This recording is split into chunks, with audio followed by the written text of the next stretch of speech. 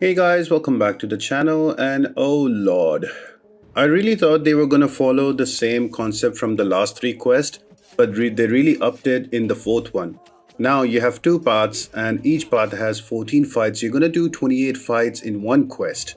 I think that is just too much, and I don't think they should continue this into the next Valiant EQ. They can either keep it two parts and only 10 fights each, so there's 8 less fights, or I would suggest to do one path with 14 fights. I think that would be a better way to do it.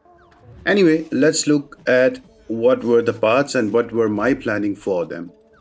So here's going to be path number A, that is going to be the left path, and you will notice I've divided it into 4 sections. That how the video is also structured. Section A, B, C and D, and you will notice that Annihilus boss is there 3 times highlighted in red. So whenever I do the planning, I would go and check out my attackers for the boss first. I will put those counters down. So I've got Symbiote Supreme on boss number A, then I've got Wiccan on boss number B in section C, and then I've got Absorbing Man for the final Annihilus. Now once those are done, then I have to look for some trick fights. So if you look at Spider Ham, it doesn't look like it's a trick fight, but remember that you have to throw your specials as soon as you get them, so you don't get any more of those power stings on you. So any champion with an SP1, so like Lady Deathstrike, will work amazing there because she can apply Indomitable and apply Heal Block with all of those ruptures and gain Furies very quick. Second fight against Scarlet Witch, that is going to be a fight where she can apply a lot of poison. So you need a champion that can bypass that poison or use it for your own advantage. I went with Omega Sentinel.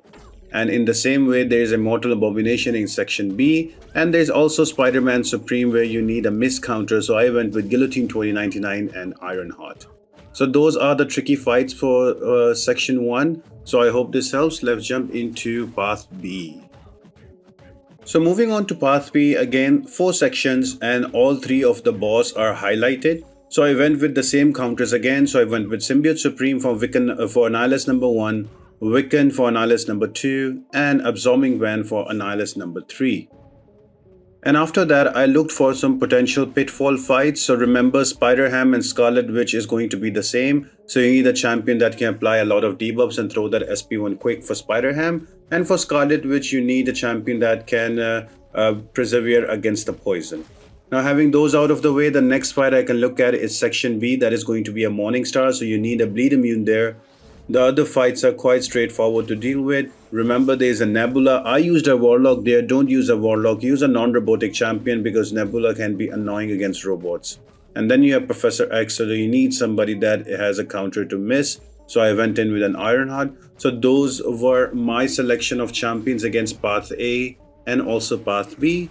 If you need a link to this builder that you want to use it yourself, I'll just leave it in the I'll just add it in the description down below, and I will put Valiant 4, 5, 6 in different tabs so you can use for them. I will fill them up as I do my own run so you can see it on it. So I hope this helps guys, and let's jump into the remaining of the video where we look at section number 2, then the Allianceless fight, and then section number 3.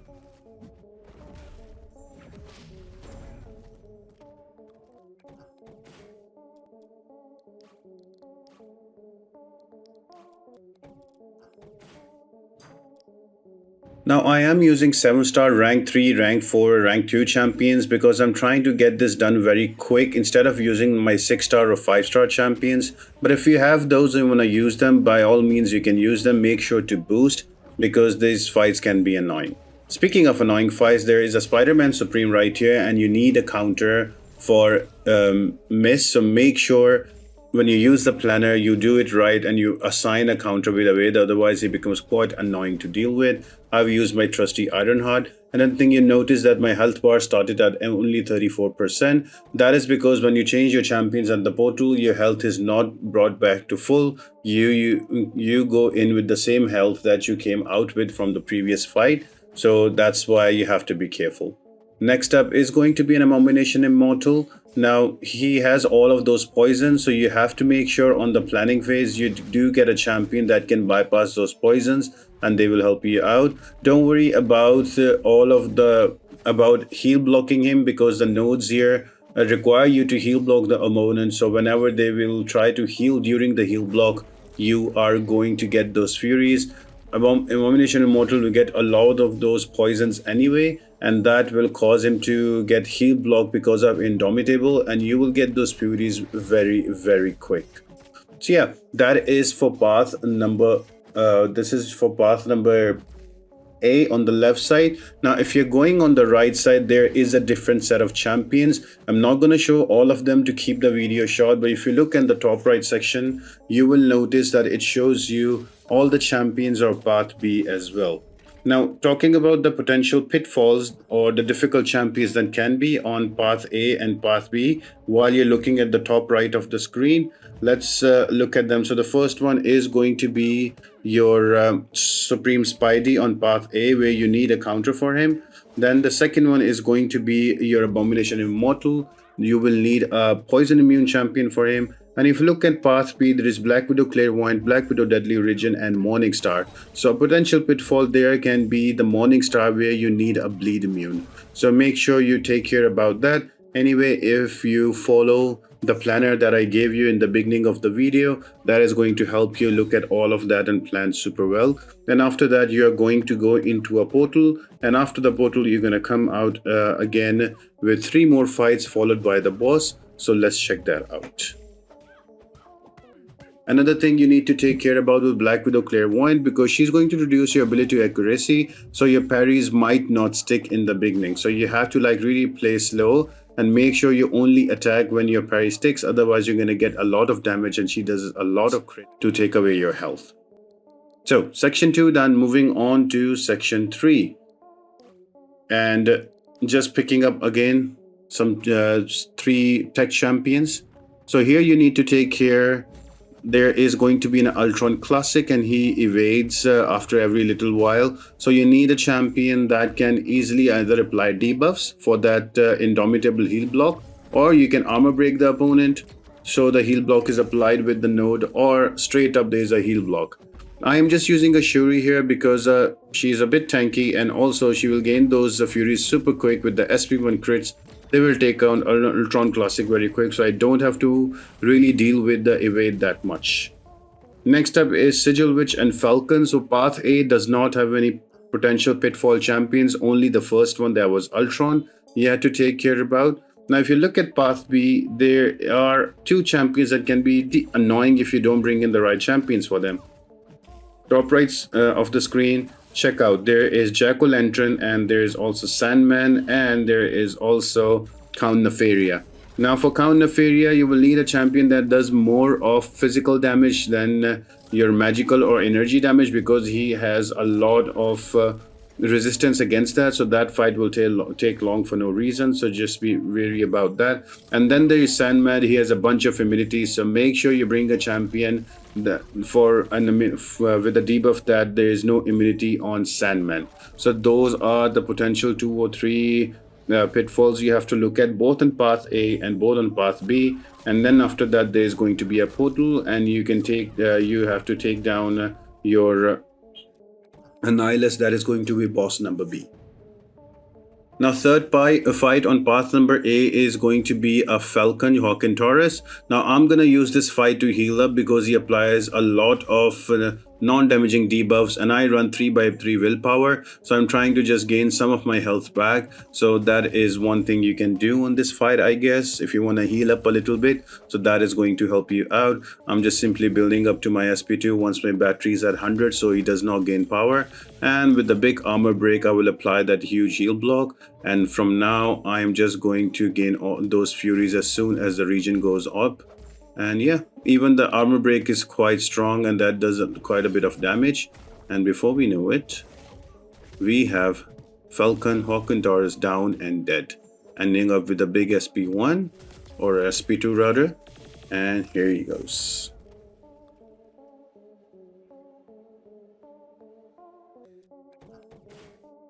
And then we have the boss, that is going to be Annihilus.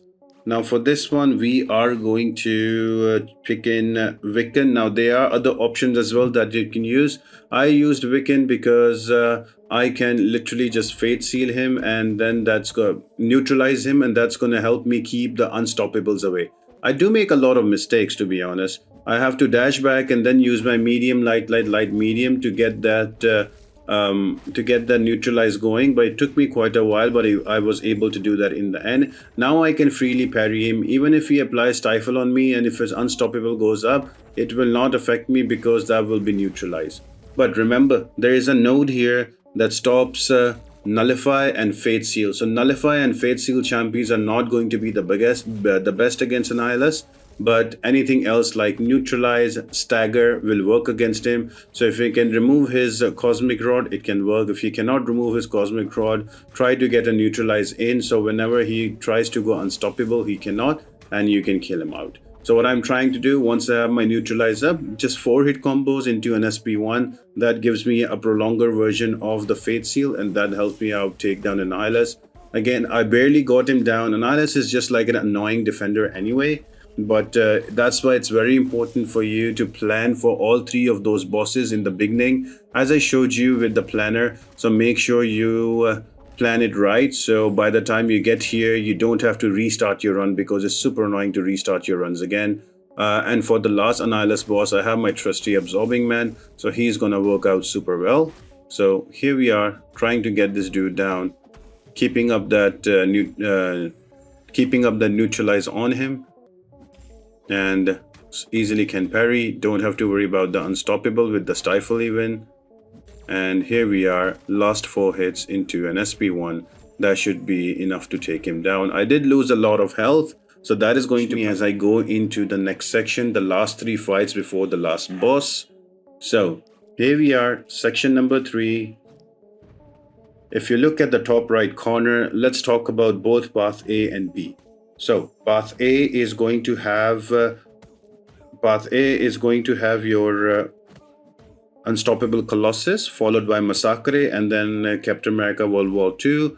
All 3 of the fights are super vanilla, nothing to worry about. The only thing you need to take care here is that Unstoppable Colossus, wait out his unstoppable before you know, if you don't have a slow counter, or if you don't have somebody that can deal with unstoppable, so wait out for his unstoppable. I'm just using Rocket Raccoon, and I use my parry and heavy so I can apply that armor break and heal block, so I can get those furies super fast. We can do with a similar champion as well. Next up is going to be Massacre. Super easy, just keep him to an SP1 and you should be good. Any tech champion with either heal block or debuffs or an armor break should do the trick to apply the heal block on the defender, and then when he gains a regen, he's gonna help the attacker gain furies. So that is going to be the next one. I just brought in a warlock, parry and heavy, and I got the bleeds up, and also I got those furies after the heal block, so it all worked out for me in the end. Just keeping him to an SP1.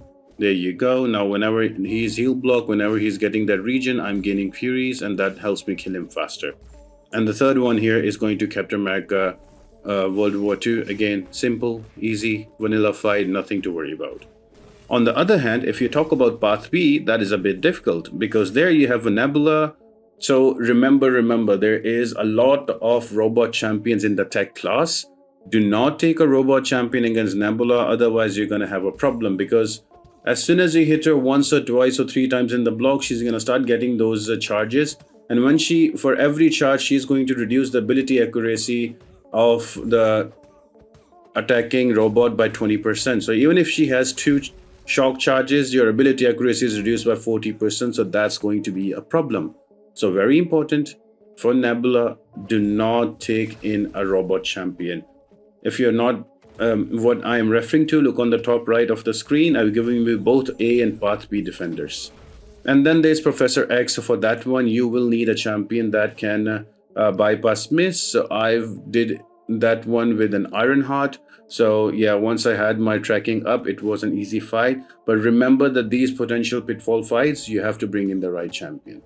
And make sure you check out my team builder, that's going to help you. And this is going to be the last boss, that is going to be Annihilus. If you have an Absorbing Man, I would suggest you to keep Absorbing Man for this last Annihilus, because it's super easy.